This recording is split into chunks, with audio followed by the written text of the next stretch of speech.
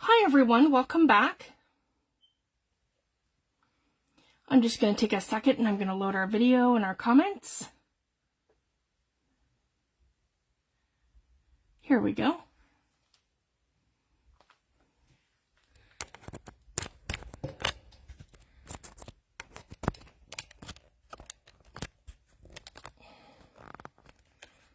And I'm plugged in. All right, here we go.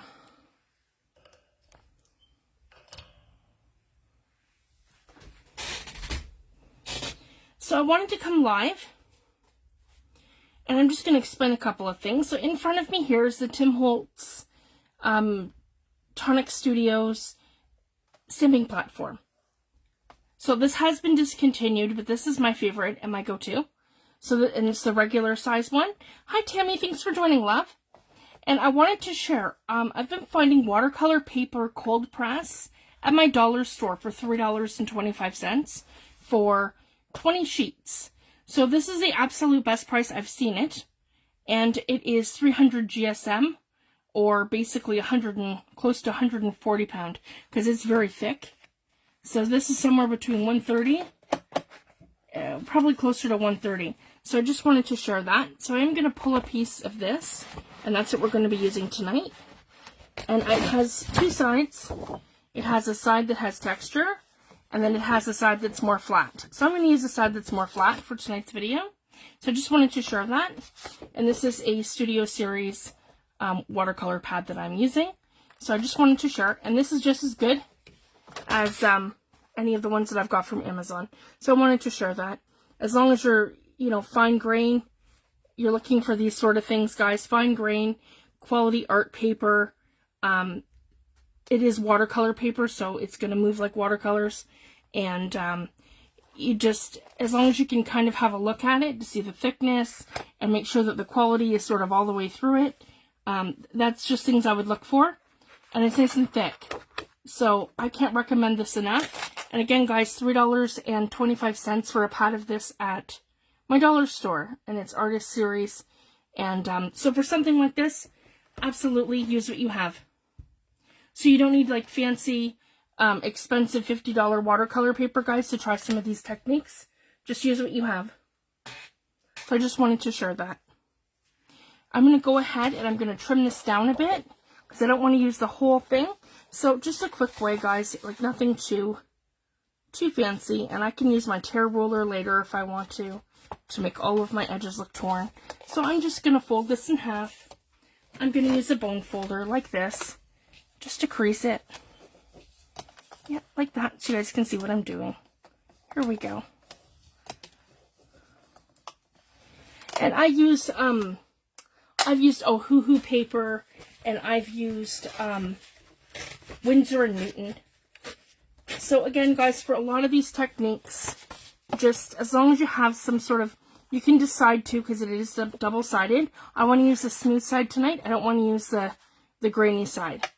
And there is a difference. You can get cold press and you can get hot press papers. So for other techniques that you might want to do that are more for watercolor, you could do a hot press. But for a video like this tonight, I'm just going to use my cold press and what I have. So I just wanted to share that. So don't feel like you have to run out and get, paper that costs $50, because you don't. Just use whatever you have. There, and I'm just going to use my earth magnets on either side. So what I want to do now is kind of line everything up. So as I mentioned tonight, guys, we're going to start a mixed media piece, and we're only going to use our distress inks and oxides and our archival inks. And I'm going to show you how to create depth between your stamps using some very basic mixed media techniques. Hi, Sam. Thanks for joining. Hi, Joyce. Hi, Becky. Thanks for joining me. So in front of me here, as you guys might be able to see, I'm going to move that back too, so I have my comments there. And I have, so we'll just close this for now. I have all kinds of Tim Holtz sets in front of me. So I'm going to let you guys guide me. I'm going to go through what I have, and I'll take the first comments. So basically, we're looking for a Professor 1, a Professor 2, or a Time Traveler as our focal point tonight. So I'm going to use the man in one of these. So we have the one here. This is the first Professor set. And I do love a lot of these elements. So I'm going to be choosing different pieces from different places, and we're going to kind of make a mishmash of them. So I have this one here, the Professor. I have the Professor 2. So he's a little bit bigger. And I have the background stamp here, the 755, and the amazing ephemera pieces that come with that. I have Distinguished. So I have all of these elements here, the clock, and a lot of these ones. And then I have Dapper, which kind of takes that to another level. And I have the hat and the little guy here. I love this one here with the gauge in the background and some of the ephemera pieces. I have Etc. These are my favorite ephemera pieces, and they have all the different elements to them. They're awesome. This one's a Shipment Collect, so that's like a railway ticket. This one here is Ledger.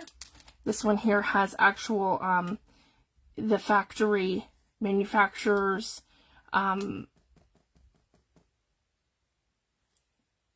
letterhead. It's amazing. The different numbers and the ephemera pieces. This one here is Muse. So I like some of these background elements. And this one here is the other one we could use for our focal point. This is the Time Traveler. This is one of my favorite sets from Tim Holtz, and actually one of the first ones that I ever bought. And then we have the man here, and we have the stack of suitcases and the gears over here. And I have Bitty Grunge, that's one of my favorite grungy stamps, with some elements here in the background.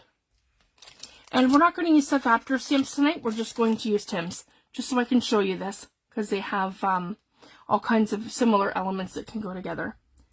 So I just wanted to share that. I like Seth's more when I'm building up backgrounds, so I just wanted to share that. Whereas we're going to be making more of like an ephemera piece tonight. So, it's up to you guys what we do. We can either do the Time Traveler for our main guy, or we can do the Professor 2 or the Professor 1. So I will let you guys choose. I'm looking for Professor 1, Professor 2, or the Time Traveler. And that's the Time Traveler here. Time Traveler, perfect. He is my favorite. Okay, so we're going to start with him. And let's see. I've done this guy here before. We could do this one this time. I haven't actually used him, if you guys can see. I've only used that guy. So, let's have a look here. And we can do something like this. We could probably get them both in here, guys. I like that. Maybe overlap them. Okay, we'll just have to stamp one at a time. I can show you a neat lift technique to do there too. Okay, I'm loving that. We'll put him in the corner here, and then he can kind of come right in beside him. So let's get this down first. So the first thing that I'm going to want to do is make sure that my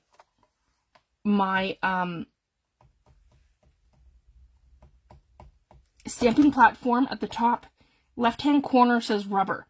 If it says clear, then you know that it's wrong, and then what you do is you take it and you come like this and you flip it around. So I'm looking for rubber, and if it was a clear stamp, it would be this way that says clear. So I just wanted to share that on any of these platforms, they're very clear about what side your clear stamps stick to and what side your red rubber stick to. So I just wanted to share that, and then it's a motion just like this where we're just clamping that back down. Okay, so now I want to go ahead and I want to use my archival inks for my men, because they're going to be the focal point that stands to the absolute surface of my piece. So they're going to basically stand out. So if you think of something three-dimensionally like you're looking at it, you're going to have 3 layers of something. You're going to have something that's to the very front, to the middle of your piece, and then to the background. So I just wanted to share that. So we're going to create the depth between the 3 layers using our inks. And I'm going to show you how to do that. So for this, I'm going to want to use something like ground espresso, because I want them to stand out on top. And I'm going to be mindful too, guys, of stamping this area here, because I want to have them, whoops, I touched it. That's okay. I'll show you guys what I'll do. We'll swap that out. And yeah, I just did it. Okay, here we go. So I'm going to ink him right up to have a really good ink on him. And I'm just going to be mindful not to get this whole corner piece right there. So I just wanted to share that. And of course I did that, guys. I took the ink pad and I dropped it. That's okay. The second piece to the rescue. And I'll take a second and I'll wipe this up. There we go, so we don't make any mistakes. All right, and I'll swap this one out for this one. Okay, here we go. We should be good to go now. And then I'm going to put him down, and I'm going to make sure that we have a really good press.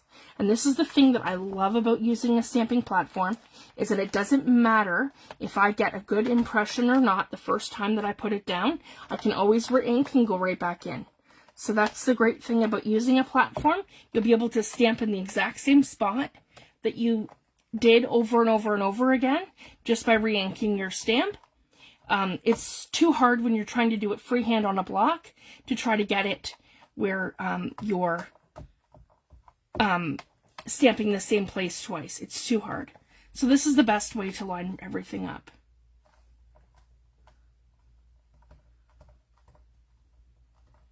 Yeah, I just did that. I dropped my ink pad, guys. Whoops. That's what happens when we're live. That's part of being live, Sam. That's what I say anyways. Okay, so we've got him down, and I'm really happy with that. Then I'm just going to slide him off here. So I'm just going to slide him off. There. And then he's a new stamp, so I don't have to worry about inking or contaminating or doing anything like that. So I'm just going to now position him in a way where it looks like he's standing directly in front of him. Okay, right like that. And I'm going to do the same color and the same thing. So I'm going to pull this down, and I'm going to pick him up, and we're going to put him up here. And I'm going to come in with my Ranger Archival ink, and I'm going to ink him up. And I'm going to have a better grip on this time. And I'm not going to drop it. I'll be mindful of that. There we go. Make sure we have a really good ink all the way, yeah, up and down and everywhere. And I'll put that right down. Make sure my lid goes back on this one. Here we go. And use whatever you have. If you have the big ones or the mini or the Ranger Archivals, like the minis, you can use those as well. I want to use all the neutrals, so I'm showing you guys how to create the depth just with your neutrals by doing shading and using lighter and darker and a combination of inks and oxides. So I just wanted to share that.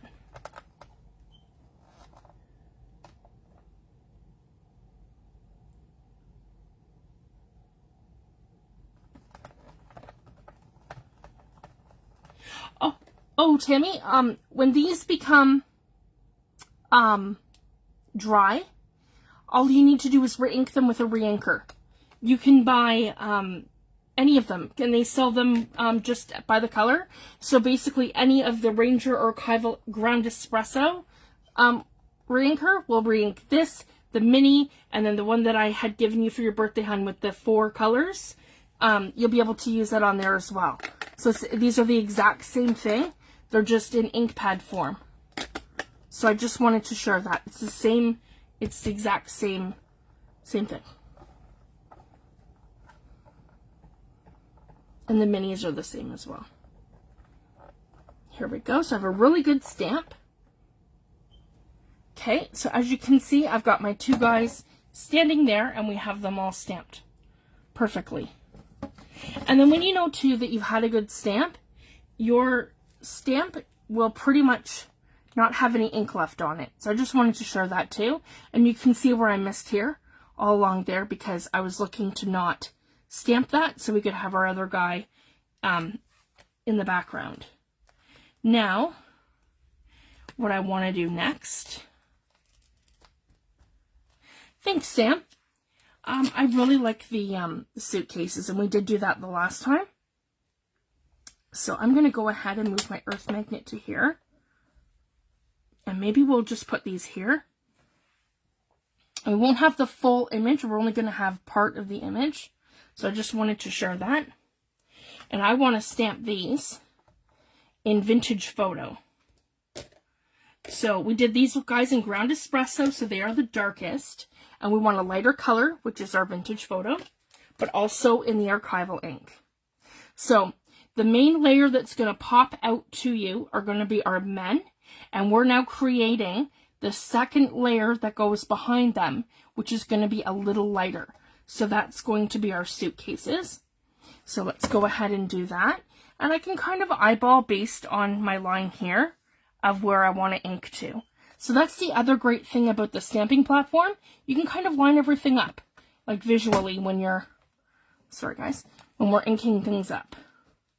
So there, I can get it right to the edge without pretty much going over. So I'm going to get part of the suitcases. I'm not going to get the whole entire thing. Here we go. I'm going to go ahead and put those down. So this one again is in Vintage Photo. Ranger Archival. Now, the reason why I'm doing the different inks is because our Ranger Archival is going to be permanent. We're going to be able to watercolor it, and we're going to be able to use water over it with our distress inks without moving it.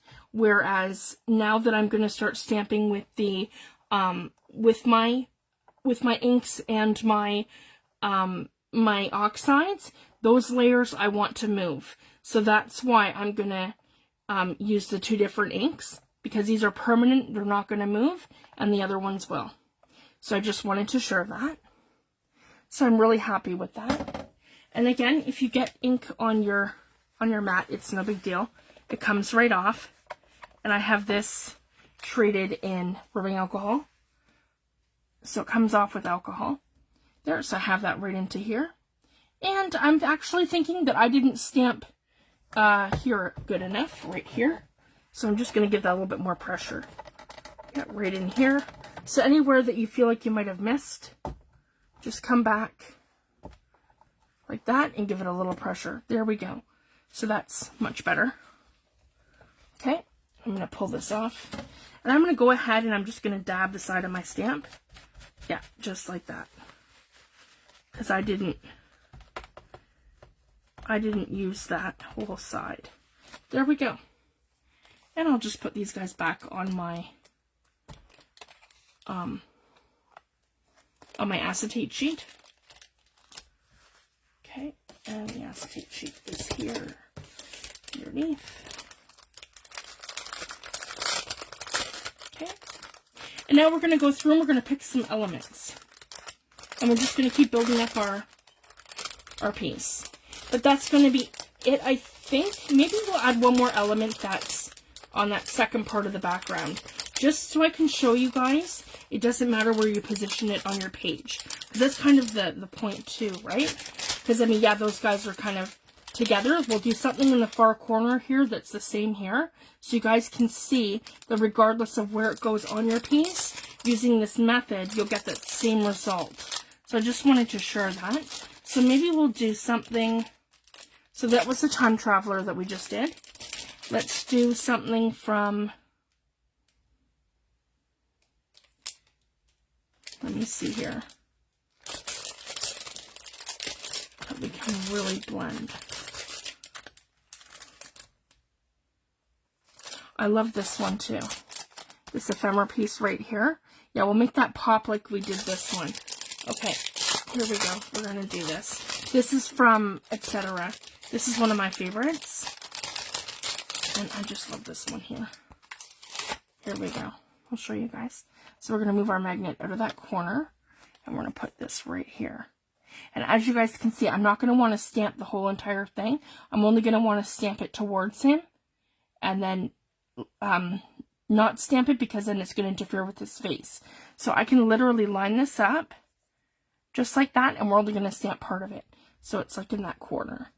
Okay, so I'm going to pick that up like this, bring that up, and we're going to do the same thing with our vintage photo ink.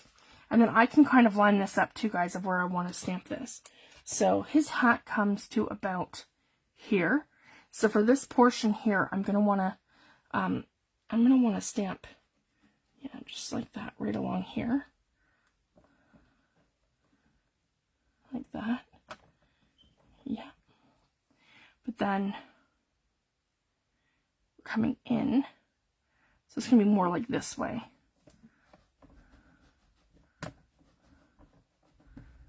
And the other way you can do it too is to ink the whole thing up to make sure that this is all evenly inked on the one side. And we can just come in and rub off with our, or I can mask it. That's the other great thing too. Maybe we'll do that. Let's mask him. So I'll show you a quick way.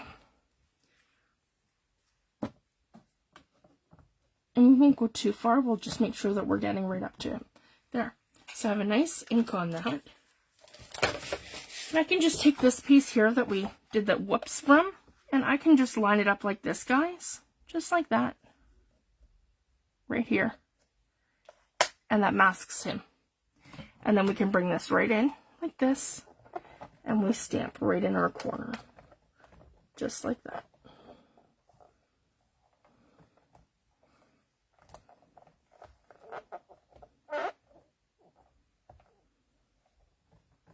There we go.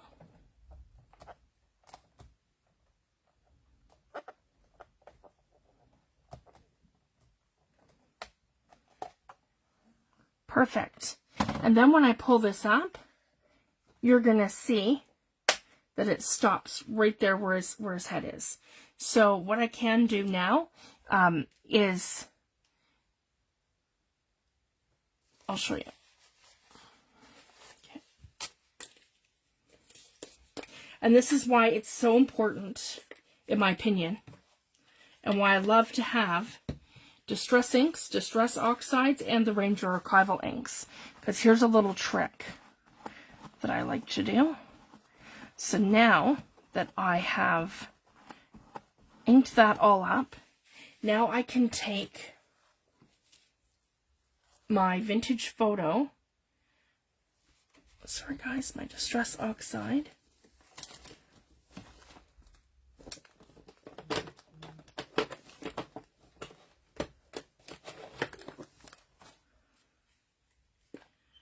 here we go, my vintage photo Distress Oxide, and then I can ink this whole part here, okay, more closer to that edge. And then when I stamp down, I'm just going to give that a touch, okay. So now that's going to bring that line right close to him, but then I can take my water and a different paper towel because that's covered in alcohol. Okay, here we go. I'll grab my paper towel and my Distress mister, and I'm going to pick this up.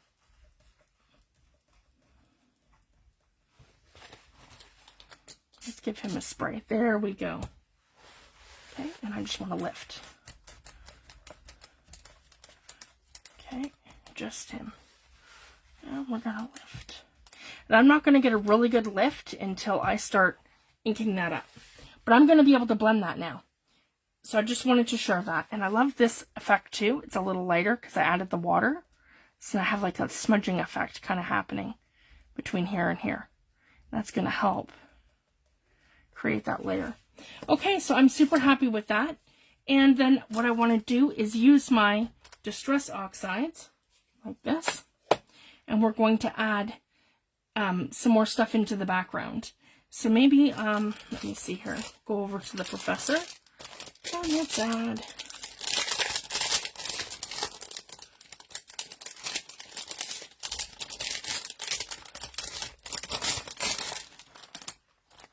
some Steampunk Elements. Here is a light bulb. We can add that in here. And then we have a gauge meter. Maybe we'll put that over our light bulb here. That's kind of cool. And then I have stitching for this corner here. It's kind of neat here. Okay, and then I can use this little steampunk element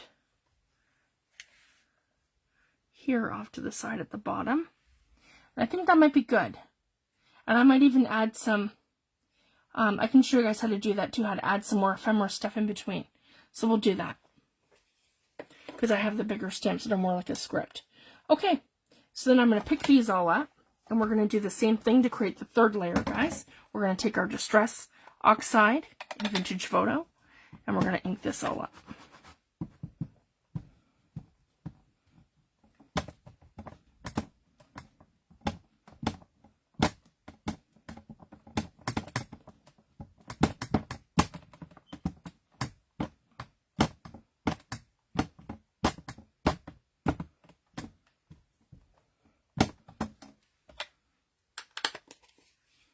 Okay, and here we go.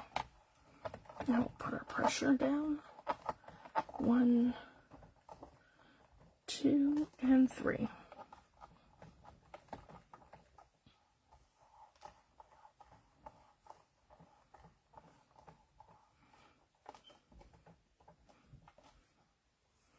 And just like that.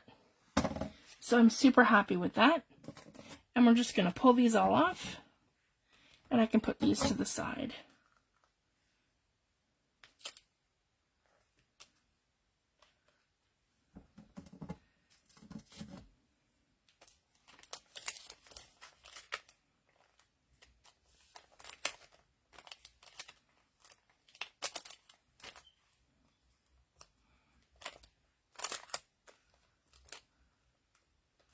There we go. And so the ephemera piece that we'll use, I can use this one here. Yep, just like that. So then I would do the same thing, guys, and just come in with my my Vintage Photo Distress Oxide, and we're just going to add in bits and pieces here and there. Okay, and we're almost ready now to watercolor this. Just anywhere where I kind of feel like it needs something and we don't want it white. There, like our background to be more full. Okay, so I'm super happy with this.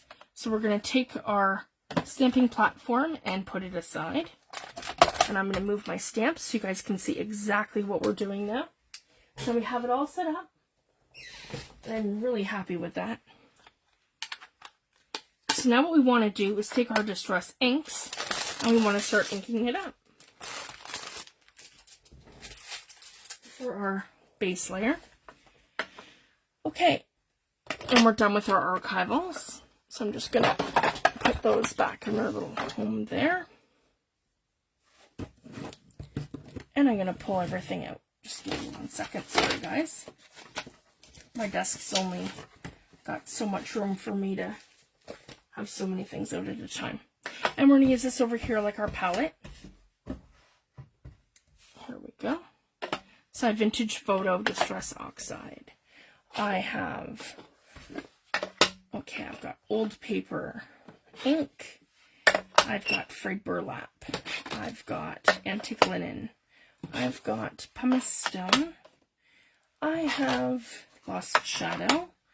I have hickory smoke.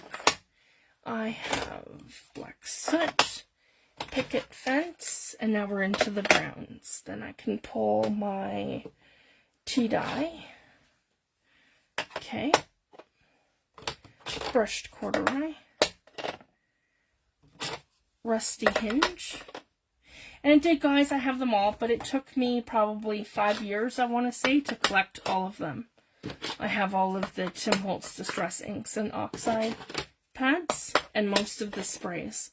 I don't have any of the spray stains. I just have the Oxide sprays. So I just wanted to share that. With those, I would just buy your favorite colors. I wouldn't worry so much about collecting them all. These to me are an absolute staple because I watercolor with these. And then having the whole palette obviously gives you more options. So I just wanted to share that. Okay, so I want to grab a couple of brushes here that are, let me see. Sorry guys, I said I'm a little disorganized on this side of my desk. Alright, so I've got a size 5, and I want a bit smaller too. This one is these are round brushes, and this one is a size 3, and a 2. So I can get a little bit smaller even than that. Okay, I'm going to put that back over here, and these will be good to go for tonight's video. So what I like to do is create a palette. So let's, again, just like our Distress would be just like our watercolor where we're starting lightest to darkest. So I wanted to share that. I don't see myself using picket fence too much initially, but I want to absolutely stick to the neutrals. So more like, I'm just going to kind of put myself a pile like this, where I'm going black soot to, so these are my white to my grays, and then more of my browns are here. So I just wanted to share that. So let's go, over here to the side. I'm going to go I'm going to go ground espresso. I definitely want some of that. And then I'm going to go gathered twigs beside that over here. Okay. And then walnut stain. Whoops, sorry guys. Walnut stain here. And then my Distress Ink Vintage Photo. That usually lives on my desk, because I don't usually put that one away.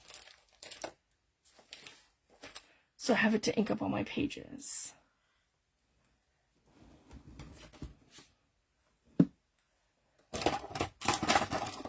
Yeah, right here. That was the only one I was missing. And here is my vintage photo. There we go, vintage photo right here. Okay, that 4. Then I want Rusty Hinge, and that's going to come over here. Okay, and then I want some brushed corduroy over here. And then I want some frayed burlap. Probably more of that, because that's going to be kind of more like a better go-to for my background. Okay, and then my antique linen here. There we go. And I can just put these in a stack right here. And then I have tea dye, which I'm going to put some more here. Tea dye. And my old paper right about there too, because I like that, the old paper. There we go. And then my oxides here. Okay, so there we have our palette together to our left. And then I can just keep spraying some water down here just to pick up some water as we go. Whoops, throwing stuff. So I'm going to start out with my size 3 brush. So I just wanted to share that. And yeah, there's my water right here. Perfect. So essentially I like to start at like top left hand corner and kind of go in. So I just wanted to share that. And the reason is just that I don't smudge anything. Because I'm left-hand orientated, but I am right-handed, so I just wanted to share that's why I'm starting up like this. So essentially, I'm going to start at the corner, and I'm just going to start working my way into things. And I am using the inks, and I'm not using any oxides for this part. And I just want to start creating like a blend. And then keep in mind, half of this has been stamped with our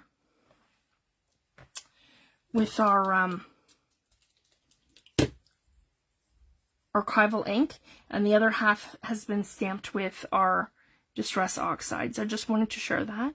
So here we go. I'm just getting it nice like a nice wash in here. That's all I'm doing, guys, just creating that wash. Here we go. And then we'll get to the point where we get into the Oxide, because this is just our ink so far.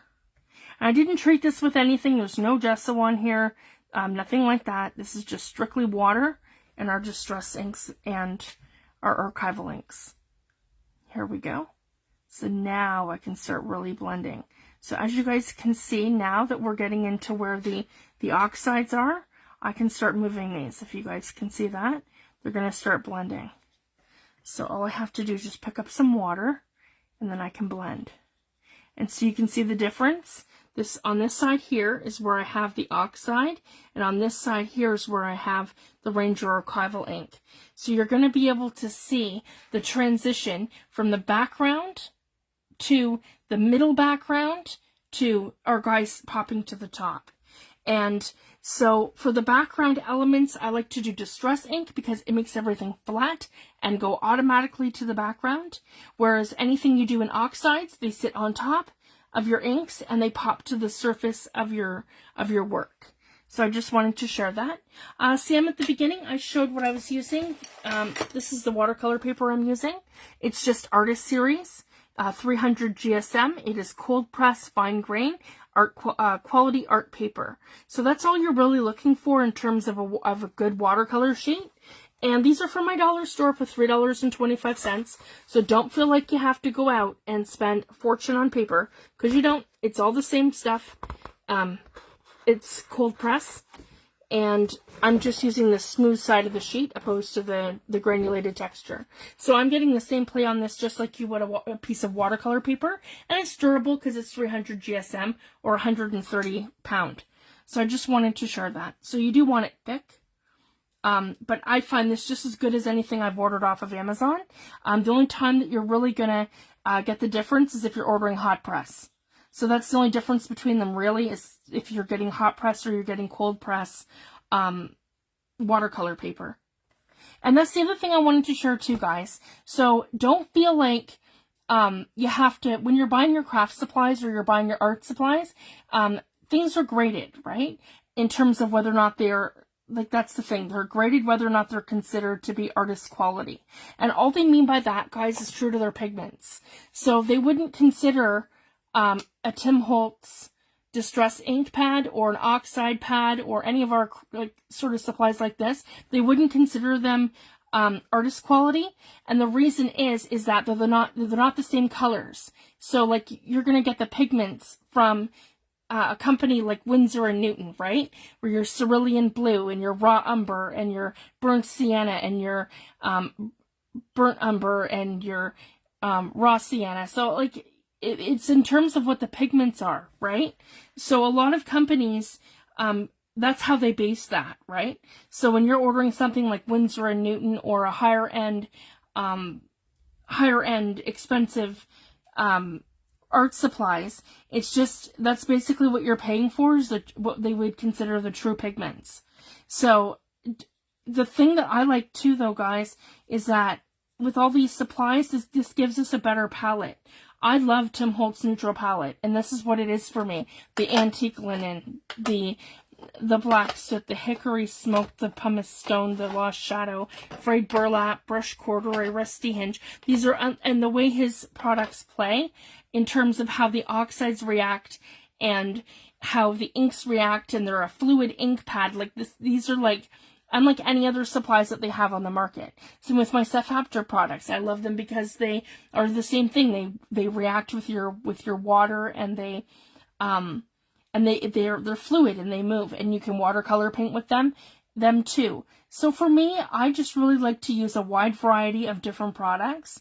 I don't get me wrong, I do think Winsor and Newton and all of those products are great, but some of them are not for me. And it's just because I really love the vintage palette, and I really love how these products work, and I get excited about them because they're just something I really enjoy using. So for me, just, you know, for each, it's up to each person individually to find out what you like, and absolutely do you. You know, use what makes you happy, what you're comfortable with. And for me, I just love how these inks all move and how they react with one another, and the different techniques that we can do. So even though they're not considered quote-unquote artist quality, I'm a mixed media artist, and I really enjoy using these in my work. So I just wanted to share that. So when I wet this one over here, guys, it's not going to go anywhere. So I'm still using the, this was the tea dye. Yeah, because I've got tea dye and old paper here. So I'm just watercoloring this in here, and then I want to start mixing. So just to show you guys, I am mixing the old paper now into my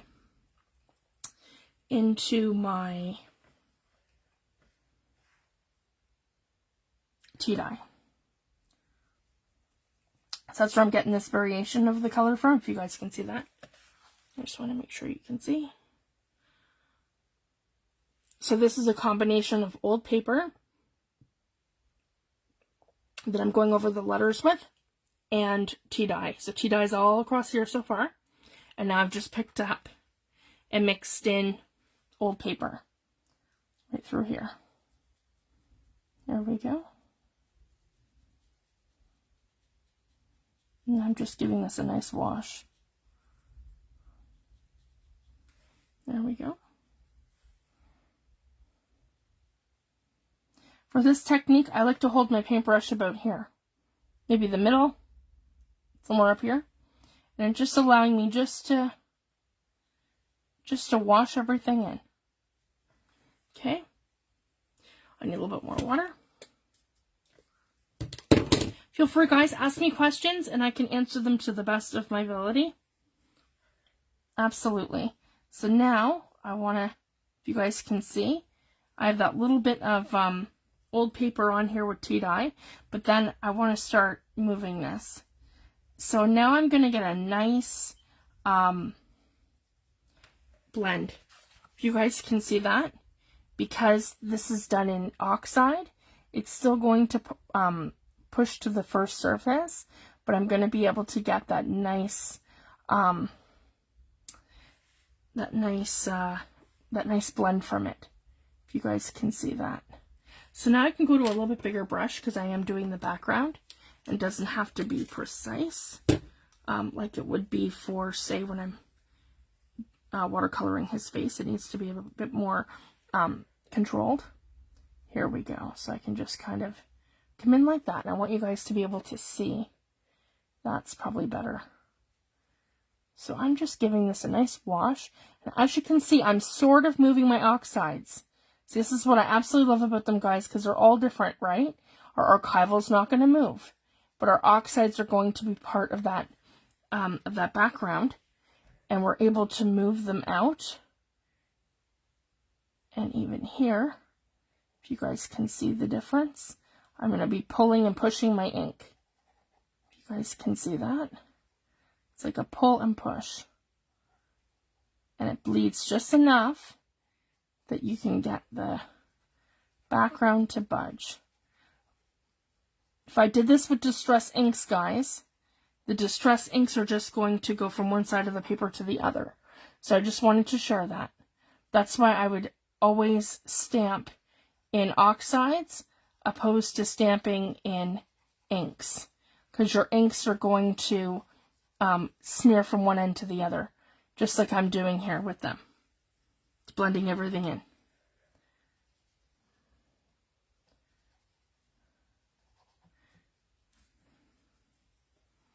Here we go. And I can just kind of pull.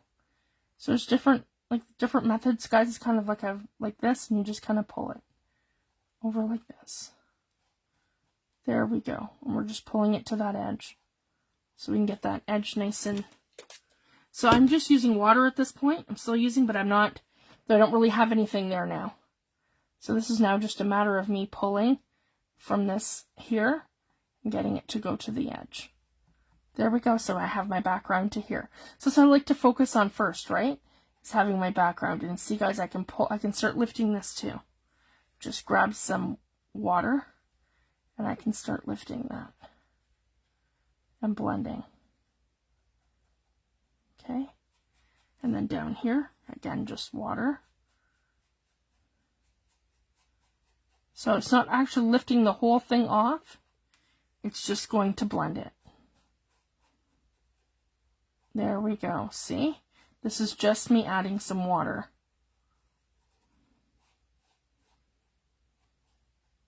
And that little bit of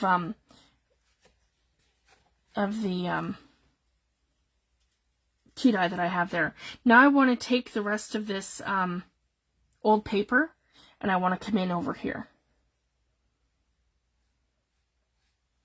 Just like that. Now remember, this here is archival ink, so I'm not going to get that same result. There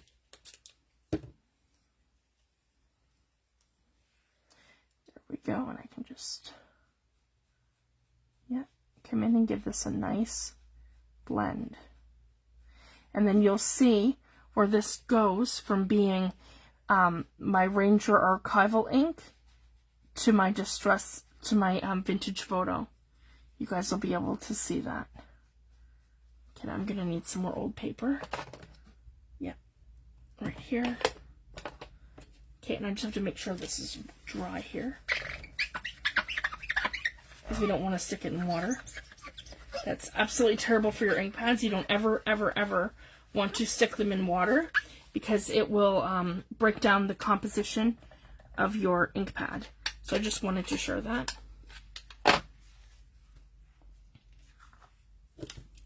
There we go. Okay, I'm coming back in with water here. Just like that. And I can darken that up in here.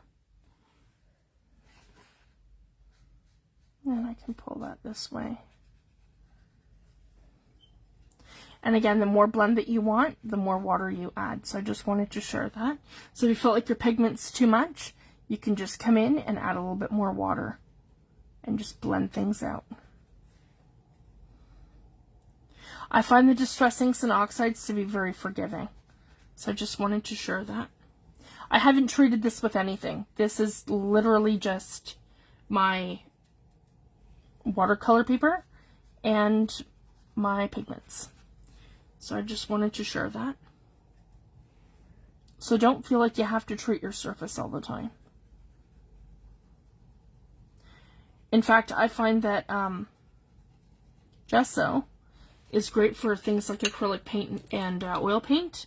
I don't love it for watercolor. It doesn't stick to it very well. So I just wanted to share that.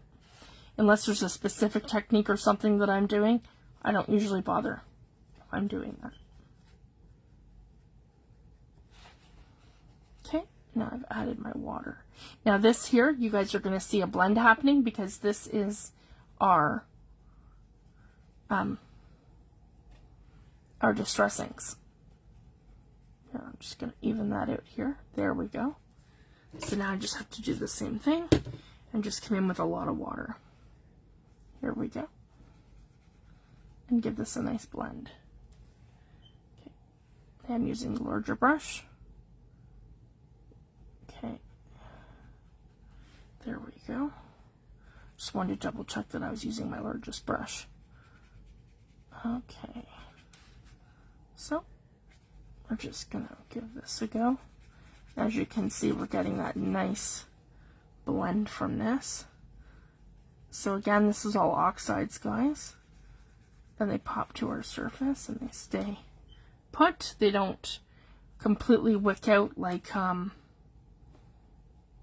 our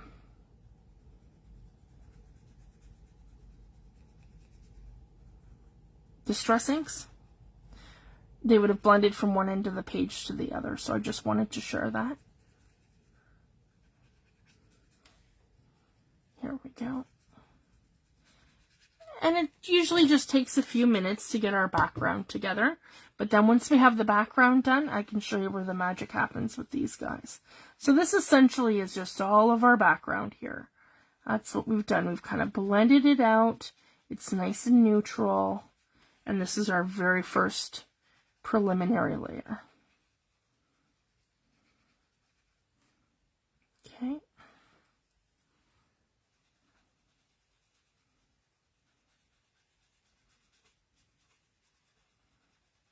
we go.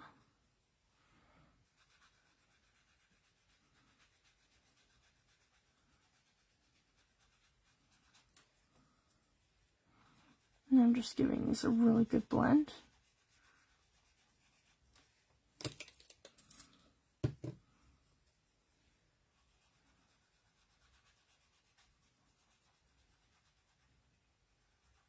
There we go. Does anyone have any questions or anything?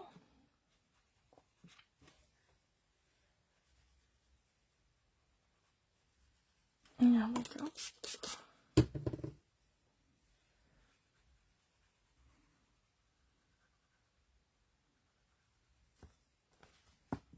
There we go. I'm going to add a little bit of that brush corduroy, just to give that a little bit of color here, if you guys can see. There we go. Just have to build that up a little bit at the bottom here. So you can do that, guys. Feel free, like when you're not getting enough blending or you need a little color, just add some. And that's about the same here, if you guys can see that. Where I'm just picking that up. And it gives it a different contrast too, which is good. And then again, the water, where I'm just smearing, because it just is giving it enough of a smudge for it to become part of the background. So I just wanted to share that. So now that I'm here, and I have the rest of my gathered twigs, because I like the nice light for the background. Okay. We've pretty much got that done now.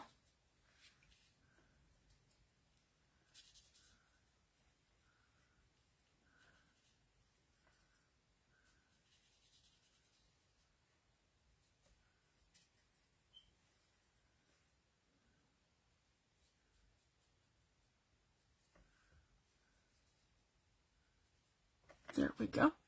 So now what I want to do is go on to our suitcases.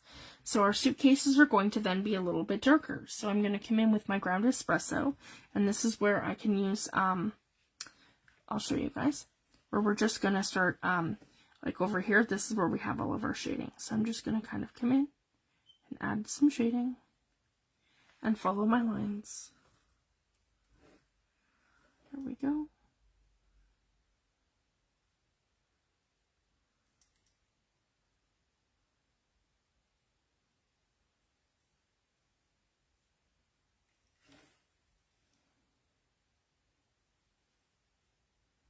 Anywhere where we feel like we're really dark, we want to add some super dark lines. Like that's like the bottom of our suitcase kind of here. Okay.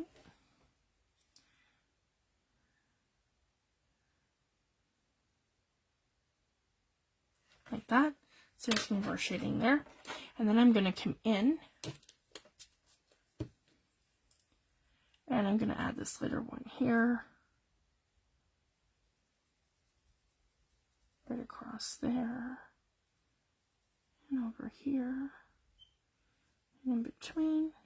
So again, this one's archival, guys, so you have to add all your colors in. You can't just blend like we did with the background.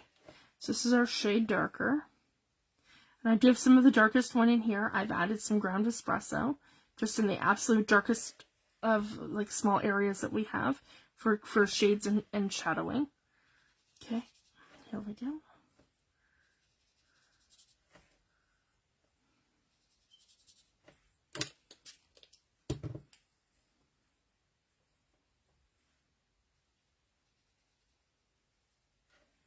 And maybe some rusty hinge over here. I like that for like our, here we go, and maybe even our accents here.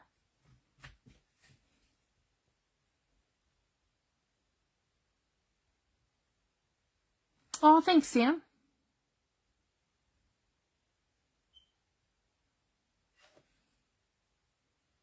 How long have you been watercolor painting, love?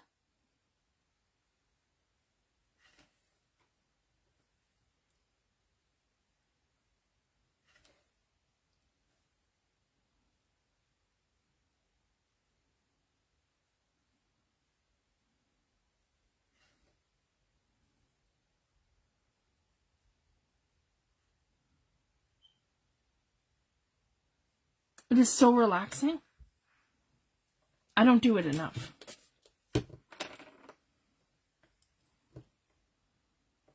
There, and I'm just grabbing some gathered twigs. Gathered twigs? No, this is brushed corduroy. There we go. And I'm just pulling it in here.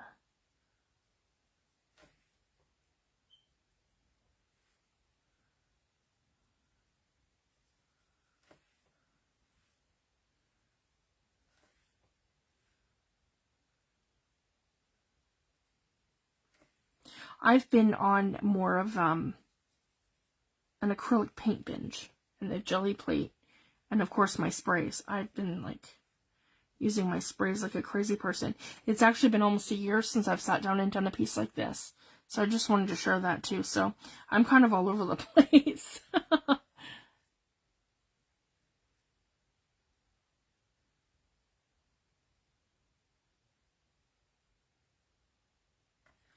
Yeah, I'm the same way, Sam, but see, it's funny for me because I started at watercolor painting first, and then I got into acrylics, and then I got into oils, and it's funny because for me, and I was always, like, you know, doing paintings and stuff, so for me now, for me to sit down and want to do an actual painting, I mean, I haven't done an actual painting, I want to say since probably college, like early college, because by the time I left college, it was more smaller pieces that I love to do. And yeah, like, but my mom, because that's how I, you know, got my love of art, right? My mom is a oil painter, and she is a gallery artist. So what she does is totally different. And, I just don't have the attention span. Like, even for me creating a journal and the mixed media stuff, I like almost like instant gratification. I like to be able to see what I'm doing and be like, hey, look, that looks really good. It's done. It's perfect. I'm happy with it. Let's move on to the next piece or the next part of the book that we're doing. So, oh, absolutely. Like she's done a lot of Civil War paintings. Her and my dad took a trip a few years ago to Gettysburg. We're in Canada, right? So my mom had taken all kinds of pictures and things, and she's done, like I said, some Civil War paintings, and she does landscapes and all kinds of stuff. And that's where I learned how to do like landscapes and things from. So that's kind of stuff that I was doing. And I love Randy Knott's work, and Nori Peters. Those are two artists that I know personally, and I grew up with them. And I took some of Nori's classes, so she does like Inuit painting. She passed away in 2003, so I just wanted to share that too. That's one of the artists that I had grown up with. And so yeah, my mom can spend like a year on a painting, and I just don't have the attention span for that. So now what I want to do is come in and add just a little bit of like darks all in here. So this is where his shading's gonna go. Okay, now that we're done this. Absolutely, guys, I could post some pictures. Next time I'm at my parents' house, I'll just take a couple pictures of her paintings. They're amazing. And yeah, she does fine art and oils. So hers are very detailed and like, I'll show you guys so you can see. Yeah.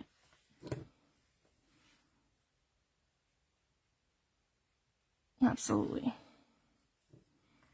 Mine are kicking around here somewhere too. I probably should post mine. But I don't even think mine are hanging up. Mine are like, I have a bunch. I have some that I've bought and I have some that I've done. And it's funny because we moved into our house 5 years ago, and I still have stuff that's in my loft in boxes, and yeah. So it's not too good.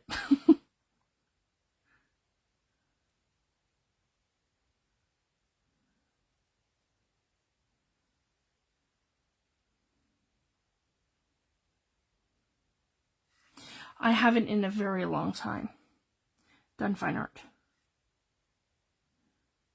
I was doing landscapes, and like I do like animals and stuff, but I hate doing faces. Like for me, having to draw a face is just awful. And that's why I love, you know, like the Tim Holtz stuff and doing stamping and watercoloring it and doing this kind of thing, guys. And then the acrylics and our jelly plate. I mean, there's so many things with mixed media that I just love. But I want to kind of incorporate everything. I like to do some drawing and I like to do some sketching and some different things. It's just so much fun. And I even find too, like it's like our crafty time is so limited. Do what makes you happy. And that's the whole thing, right? And use the products that make you happy. And to me, if you're sitting down and you're painting, and if you're drawing and coloring or doing any of these things that you love to do and making journals, we're all artists. You know, I mean, this is what we love to do, right? And that's my opinion on it.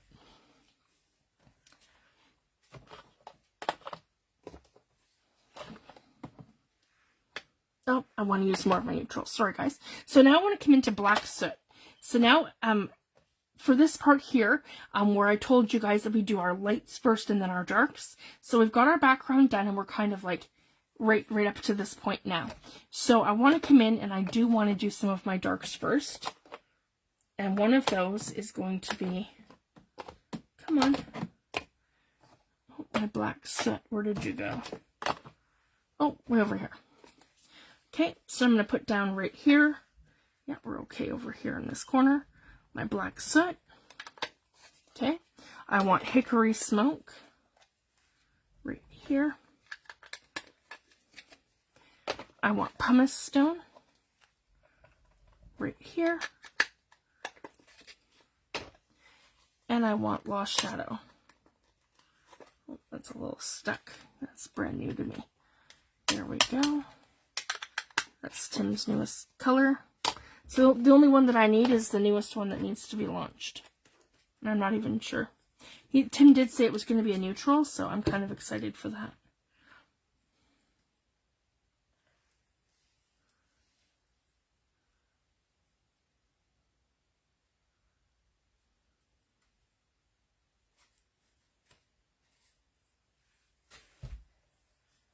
Okay, so we're going to pick up some of this black soot right here. I want it nice and watery. And again, we're using our inks. So I can, and as you guys can see, this is bleeding out nicely and blending in because of the watercolor paper. So I'm super happy with that. So now I want to see, and I've done some of the browns in here too, guys. So I've added in my highlights. So that's how I would do your lights first, right? So anywhere where you want like, and I like to do, sorry guys, I'm show you like this. When we're sketching or anything like that, and we want to create like little darker things, little X's, guys. And you guys will see me kind of do one of these where it's like that. And then, that or like cross hatching is like this. Where it's like this, and then it's like this, and like this, and like that. Where we're adding that dimension or that texture. So I just wanted to share that. That's what I like to do in all these really dark areas. So you guys probably can't really tell from there, but that's how I'm filling in. If you guys can see all these like super dark areas. So we do this when sketching. We do this when adding in any sort of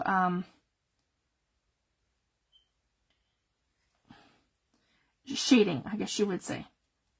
Like any shading, or we're trying to add some texture in. And then when I pick up the water, I can push this in a way, if you guys can see, where I can get lighter tones. So you can see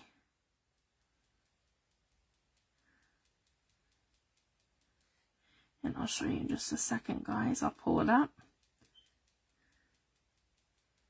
But you will be able to see where I've created that texture.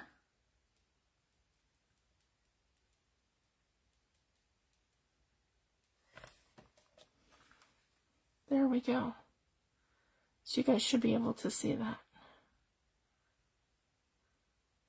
To create that depth. Okay. And that goes for anything, like for sketching, for drawing. So anywhere where I have those dark lines, that's kind of what I'm doing, guys. I'm kind of like, even for him, right? We'll do the same thing for him, where I can kind of come in and just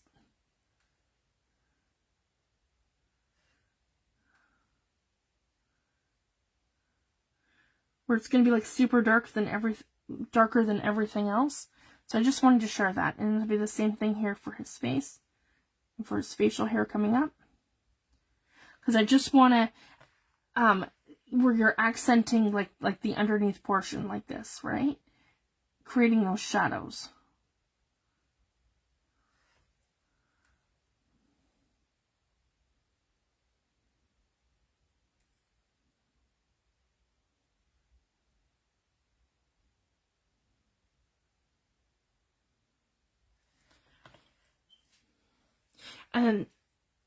And then this portion here of his top hat, I want to make a little lighter. So we could even go like a rusty hinge mixed with this one here. Here we go, guys. Yeah, like that. Have a little bit more rusty hinges. We get to the here. There we go. So see, I'm just kind of blending it all out and in, just like that. And I love that color that I just created. So I'm going to do the same sort of thing for this area right here. That's going to pop. And that will be his undercoat.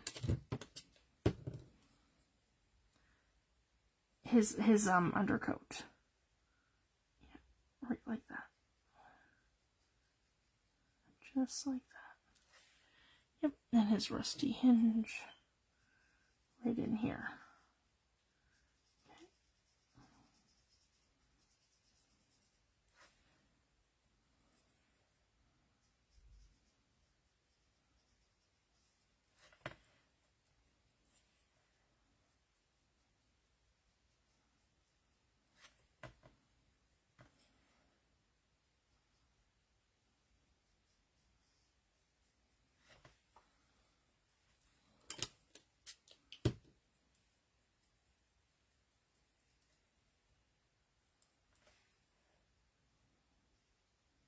I'm going to do this much darker here.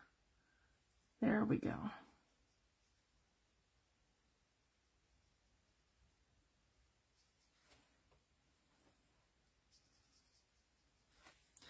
Add a little more water to that.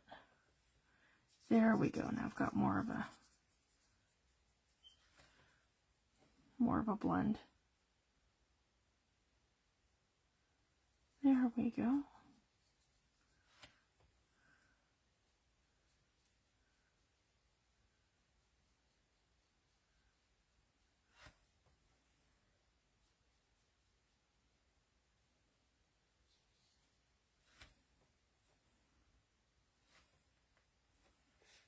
And the same thing for over here.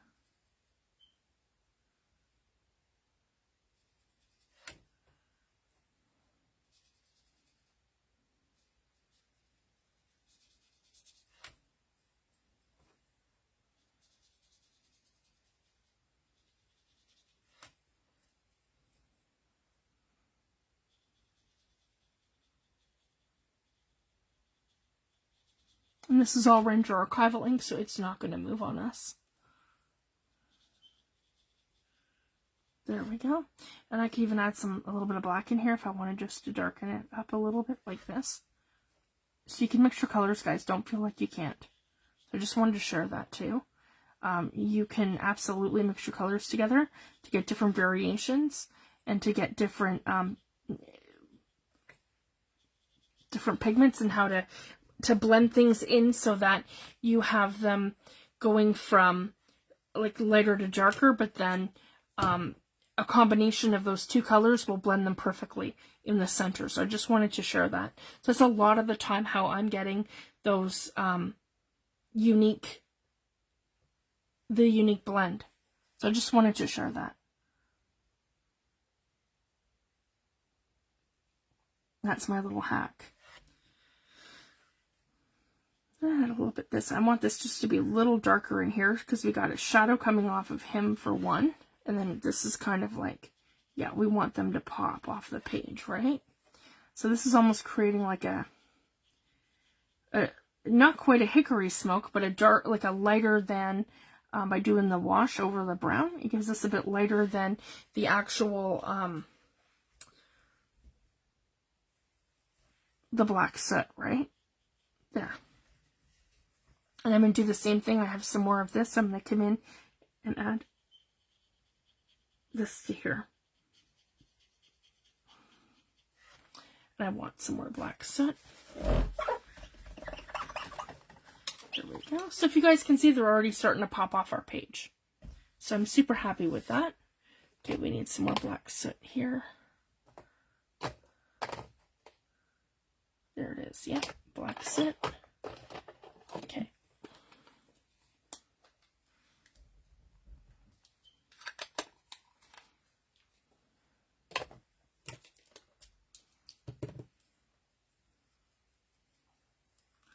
There we go. So again, we're just gonna come in here like this. Okay. And I love that because this is all like a series of cross hatches in here. And we're gonna make him pop. So essentially, guys, I'm just following like the already stamped lines, right?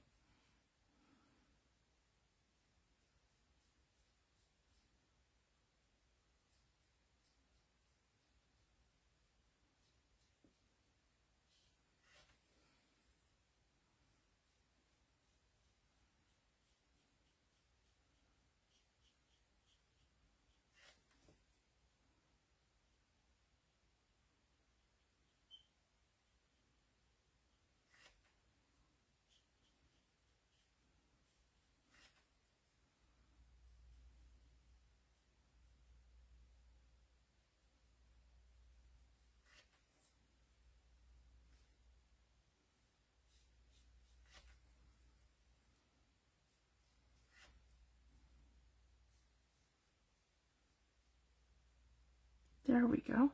So you guys can see I'm just reinforcing all of these lines. There we go. And then I can come in and I can add some more water. And then I can just get a really nice blend going here.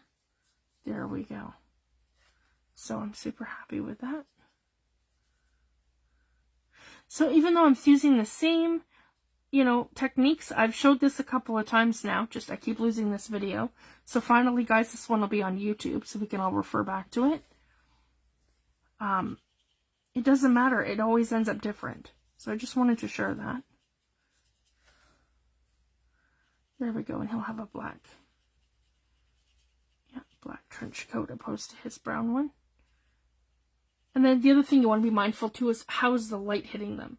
So essentially I've already made it that his back's kind of to the light and the light's hitting this guy from this side where the suitcases are.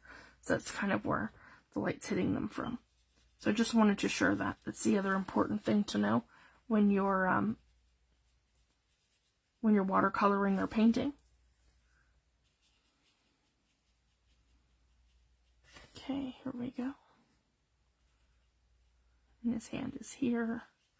And he has an undercoat on. So now what I can do, now that we're done with our black soot, we can come in with hickory smoke. Pumice stone.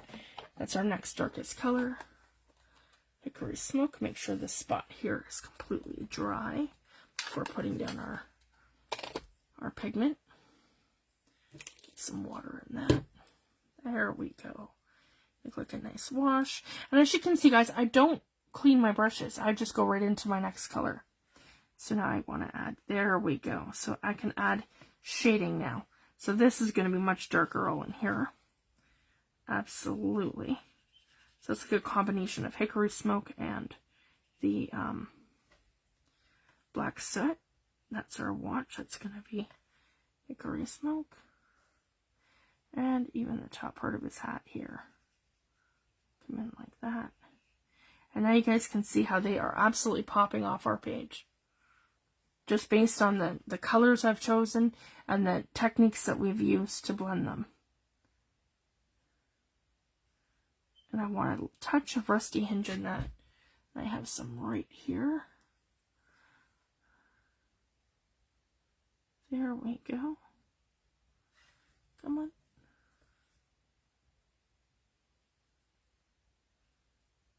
There we go. Perfect. And then I have a lighter color kind of here, and we can add some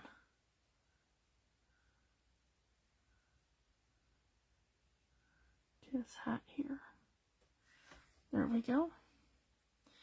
And I'm thinking of more of a brown color here for his undercoat. I just need a tiny bit of water there. Here we go.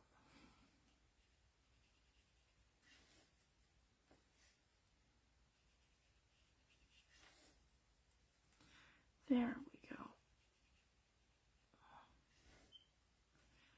Add some brown to his hand here.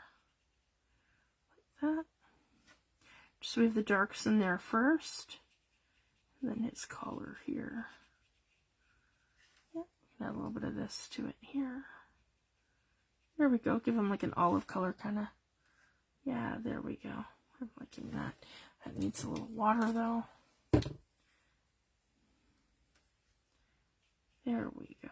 Just a little darker. Right in here. Okay, now we can start adding our skin tone. And actually, I think I'm going to pick this up here too and make his. Yeah, so I can kind of pull the two of them together. This is what I like to do too. So if I've done a main color on one, I like to kind of pull it into the next guy. So I just wanted to share that. So we've got his necktie in the darker tone of that. And then in the lighter tone of it, I have the background. So if you can see how I've just done that, the lighter tone is between here and here. And the darker tone is across here for his necktie. Or, yeah, his tie. Okay, so now I can get rid of all of that before I put my arm in it. Okay, then we want to come in to do their faces. I want antique linen. And I want frayed burlap.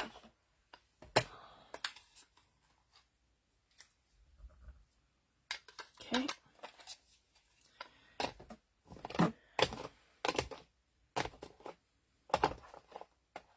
Yeah. So a very tiny, tiny amount of frayed burlap in with, yeah, mixed in with antique linen. And then I want to have a tiny little bit of picket fence just to lighten it. And that should give you your perfect skin tone. There we go. If you guys can see how I just did that.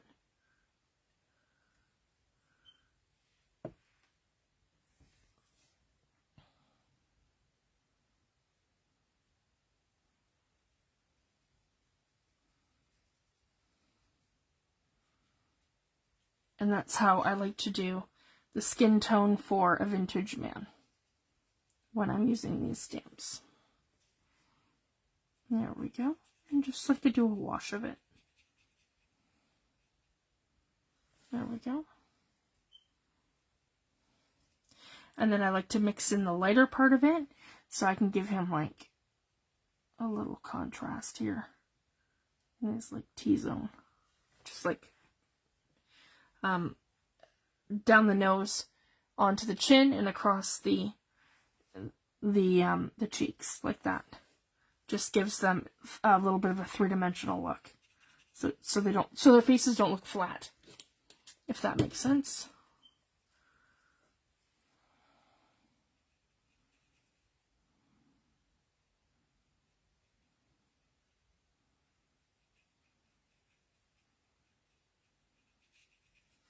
There. And yeah, we could just darken this up right around here. So again, see what I mean, guys? His face doesn't look flat. See? I'm super happy with that. And that's how I create dimension. So then you can tell that, and I need to give these a little bit more depth in here too. Sorry guys. Now that that's dry, get a better idea of how these look. And you want them to kind of pop.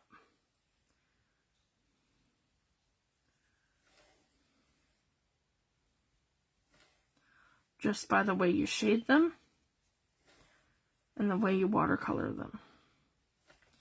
So you can tell the difference between what's been stamped here and then what's been stamped in the background. So I just wanted to share that. Thanks, Sam. So it's a great way of creating contrast. So you can tell that these guys pop out to the very front of your piece. This is sliding sort of to the back of it. And I've even tricked you because I've got him standing behind it, but he still looks like he's in front of it. So that's kind of like a trick to your eye right here too. Because they pop, and that's to the back. And then these are part of the background. So that's how I create that contrast. So all I would do for this now, guys, is just stitch around it, and I could use it on a journal cover. So I just wanted to share that. Just a super fun way to create contrast and using your Tim Holtz stamps. And I could have used some stuff after and done some more fancy background stuff, but I just wanted to show you guys how to blend things in and to blend things out. It just takes some practice. So I hope you guys enjoyed that, and you guys use some of these tips and tricks for your own art and the things that you're working on. And feel free to post them, guys. I love to see your work. And it's a lot of fun. So again, I've done this a couple of times in different variations, and I'll show you the other guy that I did, but he's already mounted. So this is the other idea too that you could do for a piece like this. And I'm going to eventually hang this up on my wall. It just hasn't gotten there yet. So here we go. I'll show you guys. So I did the professor for this one. So I'll show you guys. Right here, I altered a clipboard. Then I have a mixed media piece that I stitched around in black stitching, and I mounted it to a black piece of chipboard. And I have my faux leather that I did here with washi tape over top of Tim Holtz. And down here, that's also faux leather here. And then I used, if you guys can see that, I used a cereal box. And I cut with my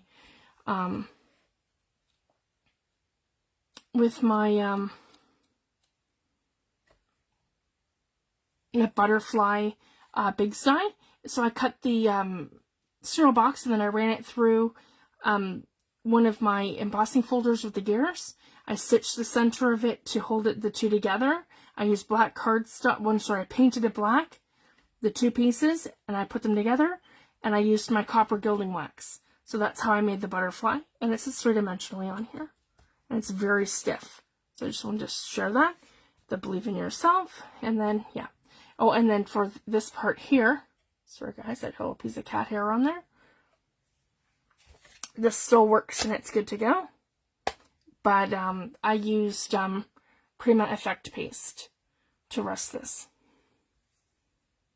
So I just wanted to show that. And I can hang it. And I painted the whole thing black. So that's something you could do with a mixed media piece. So I just wanted to share that. That's what I did with this guy. And I left him open there so I actually could take something and I could slide it in like that. If I wanted to. Like maybe like a specimen kind of type thing.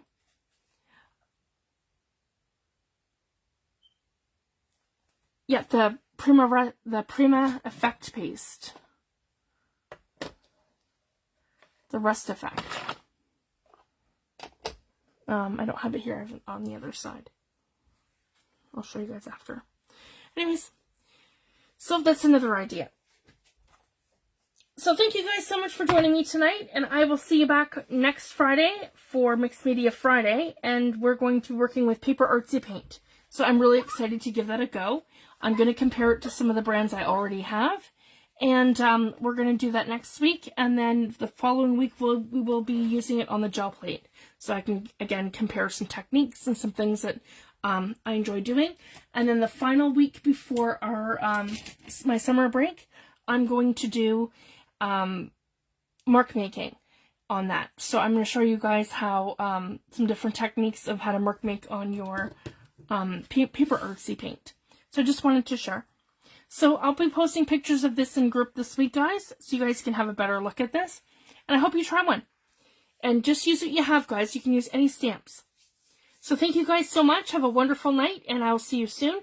Oh, and I'm going to be launching a new digital kit on Monday. So you guys can look for that, and I'll let you guys know. I'll post in the featured section what time I'm going to be coming live with that.